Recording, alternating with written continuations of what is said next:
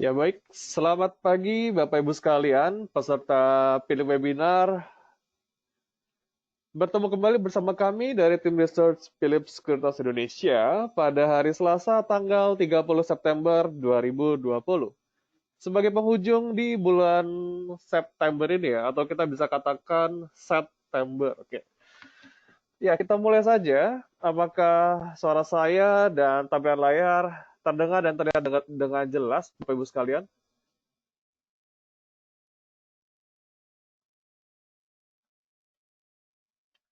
Oke, sudah terdengar dan terbaca dengan jelas. Terima kasih konfirmasinya Pak Wisber Luis, Pak Trisha Mukhtar, Pak Robertus, Pak Arya, Pak Wira. Oke, banyak juga hari ini ya. Udah banyak nama-nama baru yang muncul. Selamat pagi. Ya, langsung saja kita mulai dari sisi makroekonomi. Kira-kira bagaimana?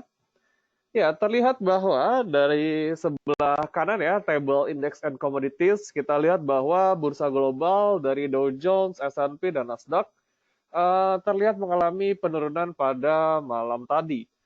Terlihat juga dari indeks EIDO dan juga MSCI yang merupakan salah satu benchmark dari indeks kita mengalami penurunan juga ya. Menyusul kemarin indeks kita itu sangat fluktuatif di mana di sesi satu memang sempat cukup tinggi ya, naik 0,7% kalau nggak salah.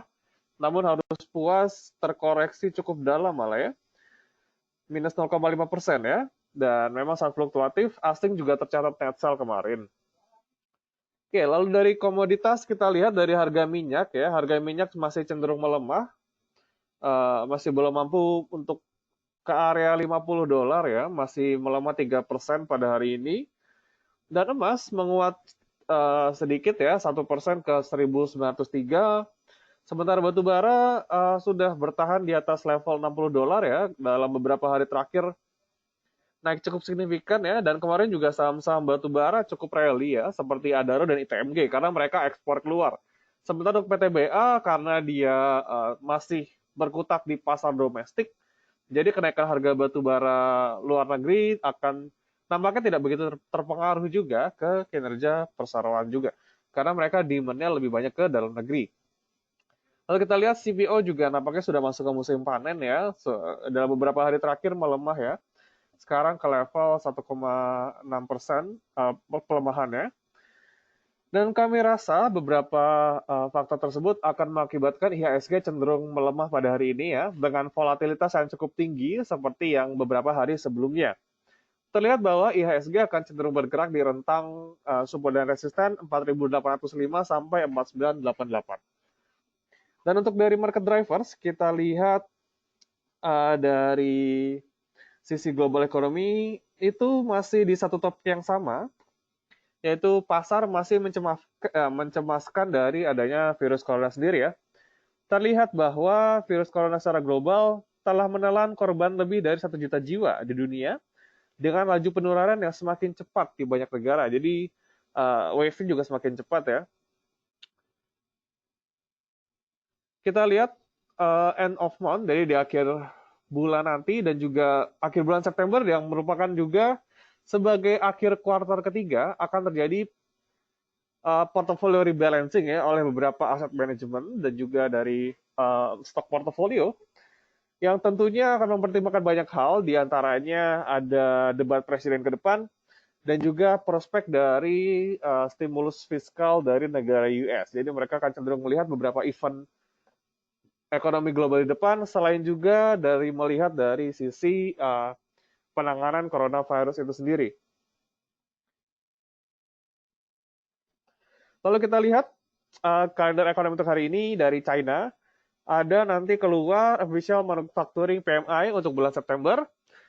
Ada juga dari Caixin atau dari market ya. Jadi perbedaannya adalah kalau Caixin kalau nggak salah dia hanya mensurvei sekitar sampelnya lebih sedikit dibandingkan dari official PMI oleh China itu sendiri. Lalu dari US ada IDP Employment Change di bulan September. Dan Indonesia ada M2 Money Supply di bulan Agustus. Itu kira-kira ada beberapa insight dari global ekonomi ya. Dan nampaknya dari beberapa berita juga belum terlihat ada suatu yang signifikan ya. Jadi kami rasa juga masih akan cenderung wait and see di pasar global juga. Lalu berikutnya kita beralih ke market news. Untuk market news ada Java, PSSI, dan juga Mark. Yang pertama dari Java, Java sendiri dari induk perusahaan yaitu adalah Java Ltd atau Limited ya, mempertimbangkan untuk menjual segmen usaha yang susu ya, segmen usaha yang bergerak dalam penjualan susu ya di Indonesia, yaitu adalah PT Greenfields Indonesia. Dan dengan penjualan tersebut dari induk perusahaan ini, induk perusahaan Java diestimasikan akan mendapat sekitar 500 juta US dollar ya. Lalu berikutnya dari PSSI atau PT Pelita Samudra Shipping Tbk. Nah, PSSI sendiri menerima fasilitas pinjaman ya, pinjaman jangka panjang dari Citibank senilai dengan 20 juta US dollar untuk membayar ekspansi yang akan dilakukan mereka. Lalu Mark atau PT Mark Dynamics Indonesia memproyeksikan bahwa pendapatan perusahaan akan meningkat sekitar 10-15% di kuartal ketiga 20 nanti dibandingkan dengan kuartal ketiga tahun 2019. Oke, lanjut kita lihat dari foreign flow dari bulan September kemarin tanggal 29 ya. Asing masih tercatat net sales sekitar 445,54 miliar. Sehingga dari awal tahun ini asing masih cenderung net sales sekitar 58,85 triliun. Memang pada beberapa bulan ini ya, bisa kita rasakan bahwa kalau kepemilikan asing cenderung berkurang di bursa kita, itu cenderung membuat market atau pasar akan cenderung volatile, sangat fluktuatif. Seperti kemarin misalnya, market bisa dibuka plus 0,7%, namun tiba-tiba harus puas kita ditutup di minus 0,5%. Jadi memang sangat fluktuatif jika asing banyak keluar. Lalu berikutnya kita lihat dari trading yang bisa kami rekomendasikan. Ada beberapa saham. Yang pertama dari PNLF yang menjadi indikator kami adalah dia kemarin berhasil bertahan di MA5, yaitu dari sisi short term trendnya dia masih bisa bertahan di MA5. Dari MACD ada membentuk golden cross, cukup menarik juga di lowest point-nya. Stokastik juga demikian, ini sudah crossing di beberapa hari sebelumnya ya. Jadi kita lihat tren kenaikan masih akan cukup terjadi dan dia juga masih bertahan di area support sideways dia ya. Jadi kita lihat resiko juga cenderung terbatas. Nah, melihat adanya dua sinyal buy seperti ini, jadi cukup oke untuk PNLF untuk masuk. Meskipun dari trennya itu dia masih cenderung turun ya, tren penurunan, medium juga demikian, penurunan cukup dalam dari bulan pertengahan Agustus ya. Boleh mencoba untuk masuk di level 180 dengan target harga 186 dan target harga berikutnya 193. Jangan lupa stop loss di level 172. Lalu berikutnya kita lihat ada Mayora. Untuk Mayora sendiri terlihat dari trennya masih sideways saja ya, dari short term maupun dari medium term. Kami lihat indikasi cukup menarik juga. Dia membentuk titik higher low ya. Kita lihat lowest point-nya kembali lebih tinggi dibandingkan hari-hari sebelumnya. Dari MACD juga cukup menarik, masih di atas zero line dan berpotensi crossing. Sementara dari stokastik perlahan-lahan menuju area overbought ya. Sehingga boleh kita coba untuk masuk di level 2410 dengan target harga 2480 dan target harga kedua 2550. Jangan lupa stop loss di level 2340. Lalu berikutnya ada IMAS. Nah, ini cukup menarik juga. Namun kami lihat volume juga cukup tipis ya. Jadi kita boleh masuk, cuman modalnya jangan terlalu banyak. Lebih ke arah spekulasi saja. Jangan terlalu banyak modal maksudnya. Oke, kita lihat ini trennya masih bearish ya dari short term maupun medium term. Boleh coba untuk trading buy di level 660 dengan target harga 700, target harga kedua 740. Jangan lupa stop loss di level 630. Karena dari indikator juga cukup menarik, MACD masih seperti ini, ada potensi untuk golden cross. Stokastik juga baru meninggalkan dari area oversold dia, jadi boleh untuk dipantau juga untuk IMAS. Ya, kira-kira begitu untuk hari ini. Kita merekomendasikan ada IMAS, Mayora dan PNLF. Ini kami lebih main ke area second dan third liner ya, melihat potensi masih bearish, jadi kita boleh main ke second dan juga boleh main ke second liner dulu untuk beberapa hari ini. Kami rasa demikian. Sebelum kita nanti menyambut di bulan Oktober. Oke, kira-kira begitu. Dan mungkin langsung kita masuk ke sesi Q&A. Silakan Bapak Ibu yang ada pertanyaan, boleh tuliskan di kolom yang telah tersedia. Dan jangan lupa untuk mencatat juga, ini untuk webinar ID di bulan Oktober ya, karena besok sudah masuk Oktober ternyata. Tinggal catat aja ID-nya dan juga link-nya.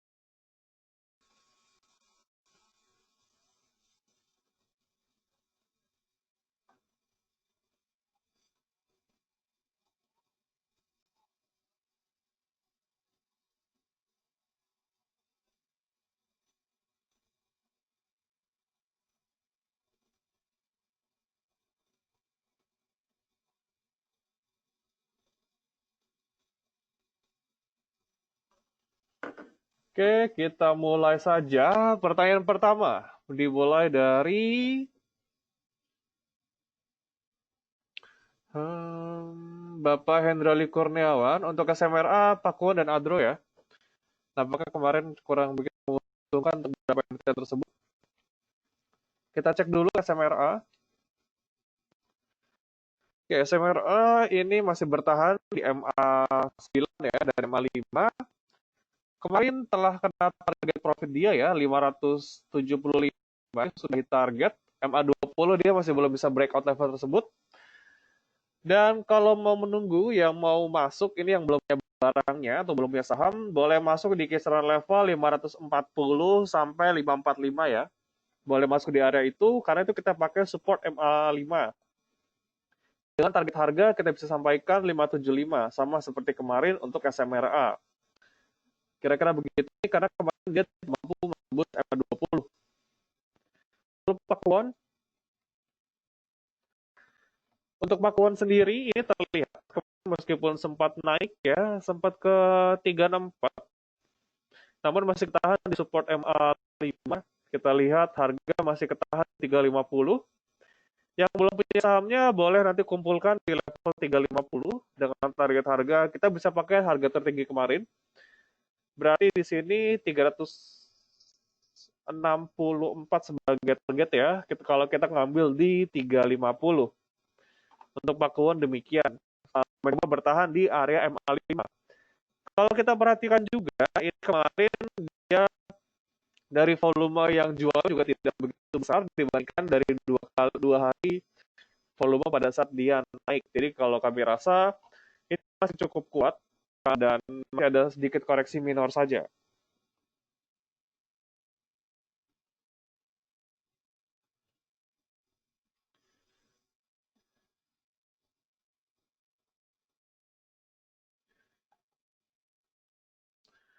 Dan lalu untuk Adaro mungkin hari ini akan koreksi ya, harga batu bara koreksi cukup. Tadi kita lihat di page pertama harga batu bara terlihat koreksi ya. Jadi terlihat hari ini pernah koreksi untuk batu bara, koreksi tipis saja. Dan kemarin juga masih belum mampu menembus MA20 ya sebagai area resisten. Kita lihat masih ketahan ya. Dia masih belum bisa nih dia nembus di atas 1180. Meskipun sempat tertinggi di level 1185, namun nggak bisa tutup ya. Nggak bisa tutup di level tersebut.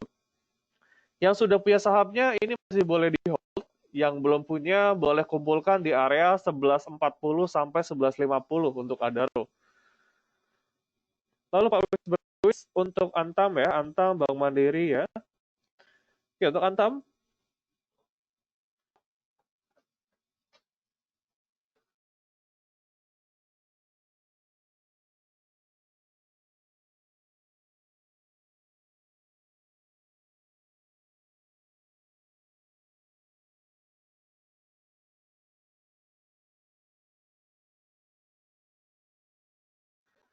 tadi Antam ya, untuk Antam sendiri mencoba untuk bertahan di area support. Ini cukup menarik kalau saya rasa mencoba menguji area support pas dia penurunan cukup dalam ya, 11 September.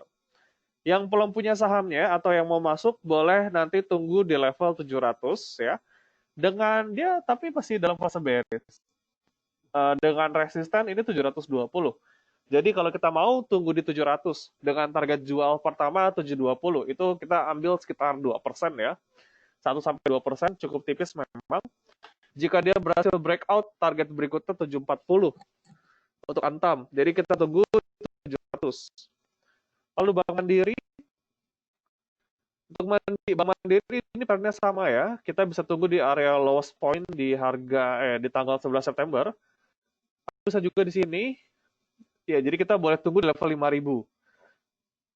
Manfaatkan koreksi nanti, ada potensi ke level 5000, boleh coba akumulasi sedikit di level tersebut. Namun kita perhatikan ini trennya dalam jangka pendek maupun menengah masih dalam tren bearish. Jadi spekulatif saja di level 5000 tersebut. Kira-kira begitu untuk Bank Mandiri ya. Dan Unilever, untuk Unilever sendiri, wow, kemarin sempat cukup tinggi juga ya. Dari upper shadow-nya, dan juga tampaknya sangat tinggi di sesi kedua. Oke, wow, turun sampai 2%. Unilever hari ini dibuka dari pre-opening masih naik ya. Terlihat bahwa yang punya sahamnya boleh di hold dengan nanti target jual di level 8.075 sampai 8.100 ya. Dengan support sekarang kita bisa pakai 7950 untuk Unilever. Kira-kira begitu. Unilever 7950 sebagai support. Yang belum punya sahamnya juga boleh beli 7950 sampai 8000. Dan sekilas kita lihat market hari ini di opening. Oke, dibuka menguat ya dari pre-opening dia ya. 4896 dibandingkan sebelumnya 4879. Naik 0,36%.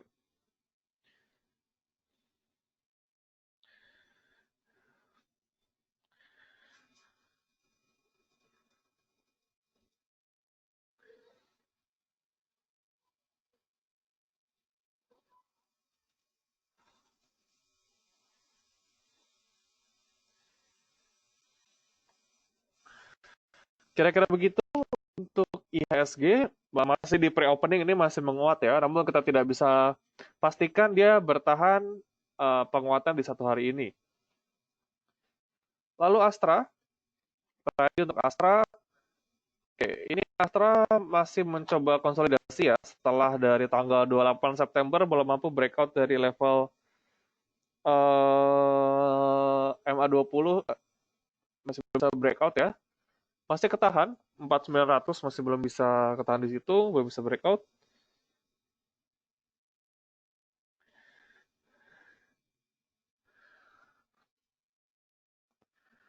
Oke, dengan support sekarang lah. Ini lagi menguji support nih, 4550 sebagai support. Jika dia jebol di situ, target pelemahan berikutnya kita bisa pakai lowest point di sini 4340 ya. Jadi cukup jauh juga.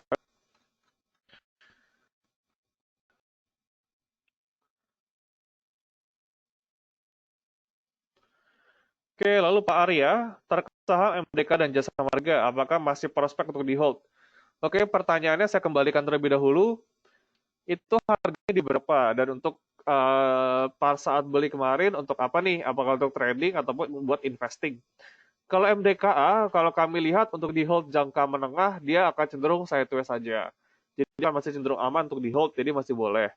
Apalagi kalau pas beli kemarin memakai rekomendasi kami ya, itu kami kalau tidak salah rekomendasi beli di sekitar tanggal 22 atau 23.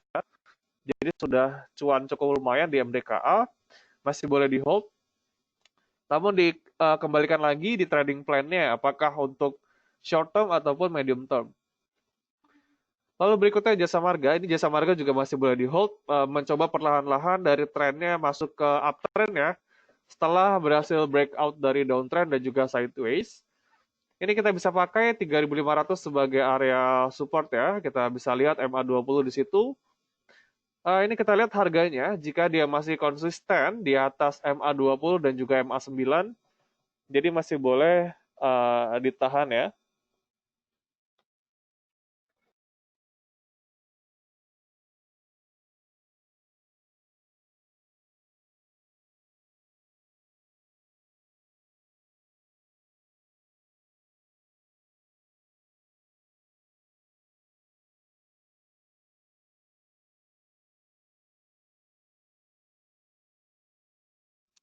Oke, jadi kira-kira begitu Pak Arya untuk MDK dan Jasa Marga. Jadi menurut view kami, MDK juga masih boleh di hold, Jasa Marga harus diperhatikan, dia mencoba untuk bertahan di area MA20. Perlu diperhatikan level tersebut MA20-nya. Dan emiten untuk ada TMG tadi ada sudah ya, sempat kami singgung. Oke, TMG. Oke, TMG sendiri hari ini masih menunjukkan penguatan, masih boleh di hold, namun pergerakan cenderung terbatas ya. Masih ketahan ya dengan area support MA5, support pertama MA5 8100, support kedua di 8000. Lalu untuk resisten 8300.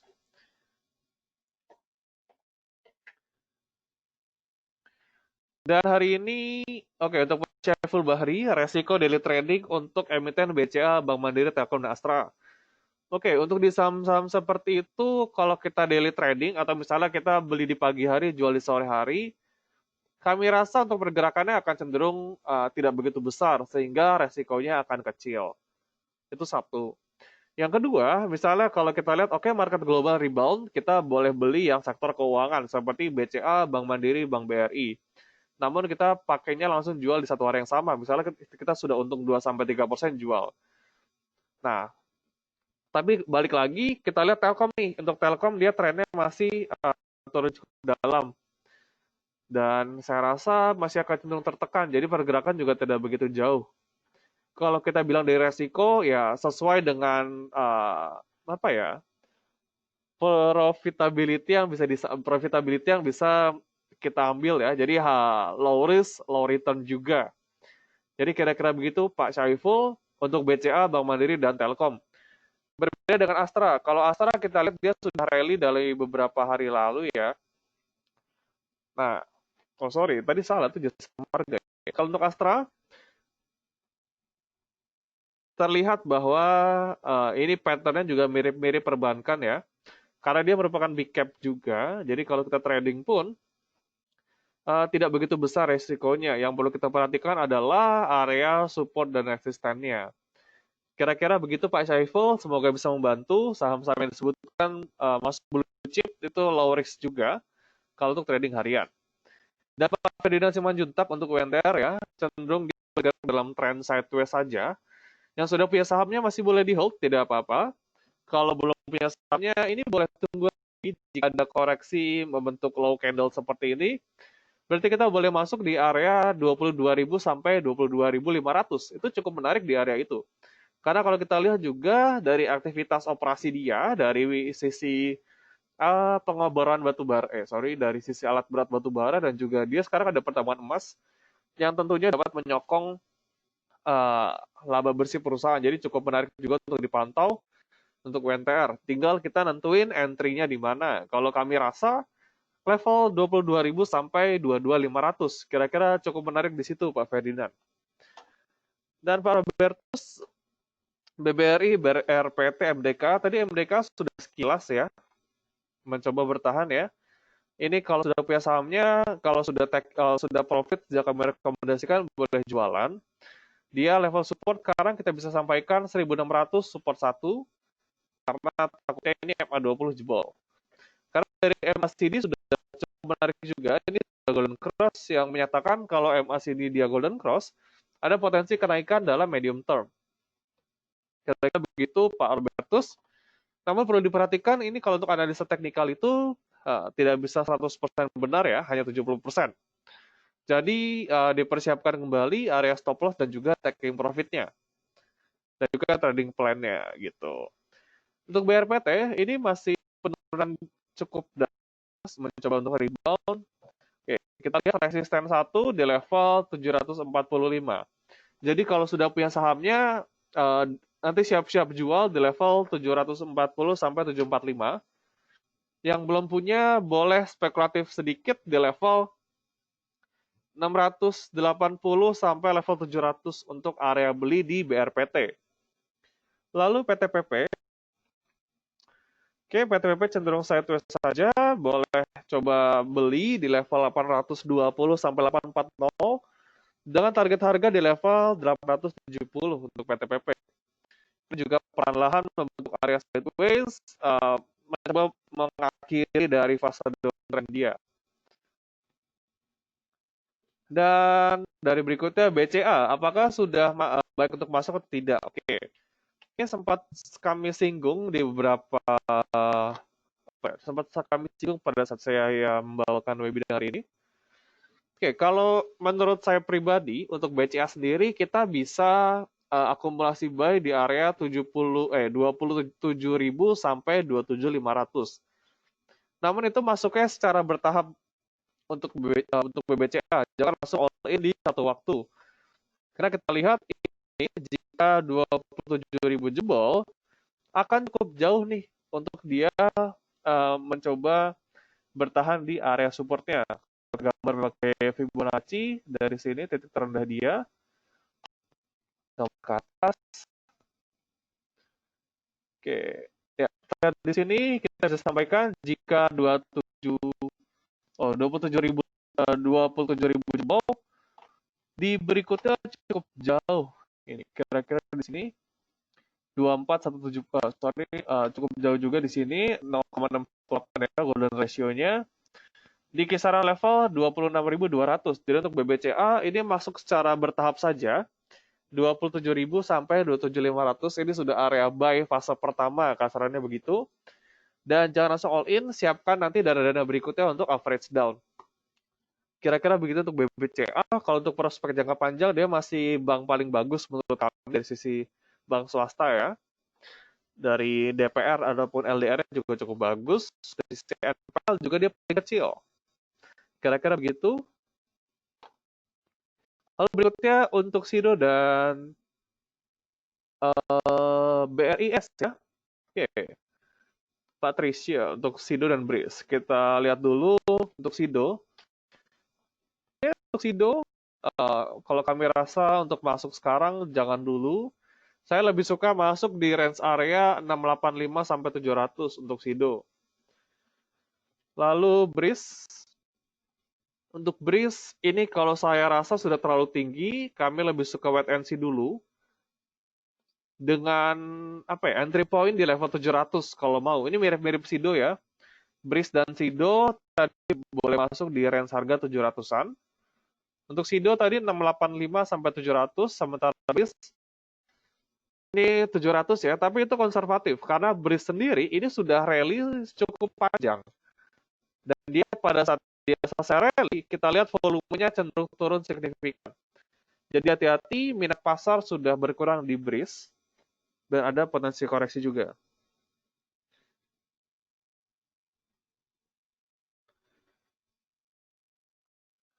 Oke, pagi juga Pak Johnson untuk INKP dan Kim ya. Oke, untuk INKP sendiri, kami lebih suka wait and see dulu. Ada potensi dia pelemahan ke level 8300. Dan Tekim juga masih wait and see, jangan masuk dulu. Ini lebih jauh dibandingkan INKP tadi ya. Jadi masih wait and see keduanya. Oke, Sri dari Pak Wira. Pak Sri, kita lihat. Pak Sri juga wait and see. Ini sudah jebol area secara pendek dia ya. Dari harga 115 sudah jebol. Kita masih tunggu ya untuk saham Alam Sutra Realty. Masih wait and see. Masih belum oke untuk masuk. Dan WIM. Oke, untuk Wismilak. Ya, Wismilak. Semoga beruntung.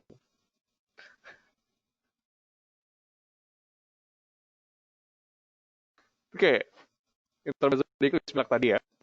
Oke, untuk Wismilak sendiri ini masih masuk dalam fase sideways saja secara medium term. Kita lihat dari volume cenderung tipis-tipis setelah dia early berkepanjangan. Jadi kalau kalian rasa kalau mau masuk itu boleh di range area 314 sampai 320 kalau mau masuk ya. Dengan asumsi dia bisa bertahan di area di atas level 310. Jadi hati-hati jika dia sudah tembus di bawah 310. Itu harus diperhatikan di area stop loss ketatnya 310.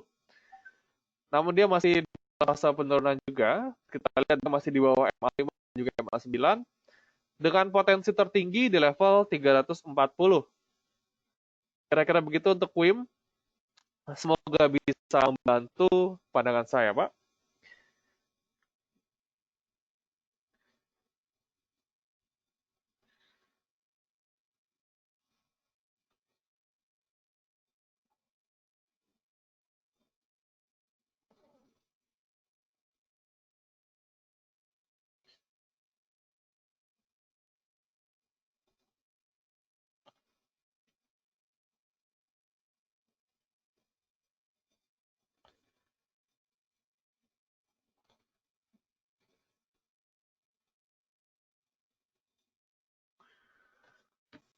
Oke, dan kita lihat tadi IHSG kembali.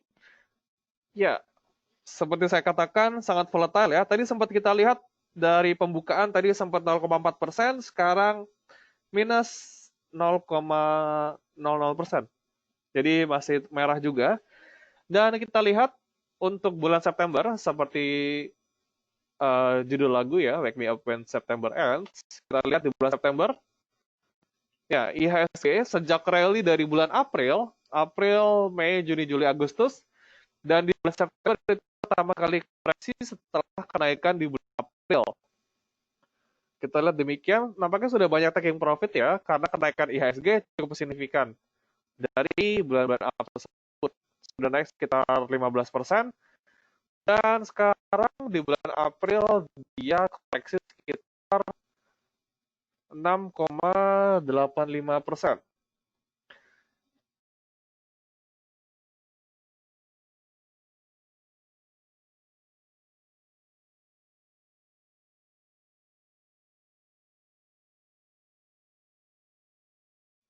Oke, ya kira-kira begitu. Semoga dari insight dan informasi saya bisa membantu Bapak Ibu sekalian untuk trading. Kita lebih main ke short term dulu untuk di akhir September ini kalau menurut kami. Dan terima kasih atas kehadiran Bapak Ibu sekalian. Uh, Sekian dari webinar kami dan terima kasih juga atas waktunya. Sampai ketemu lagi di bulan depan yang berarti besok. Jangan lupa untuk masukin link baru tadi ya. Semoga sudah dicatat. Kalau belum dicatat, boleh nanti di Telegram kami sudah kami masukkan link barunya. Dan sampai jumpa di lain waktu. Salam cuan.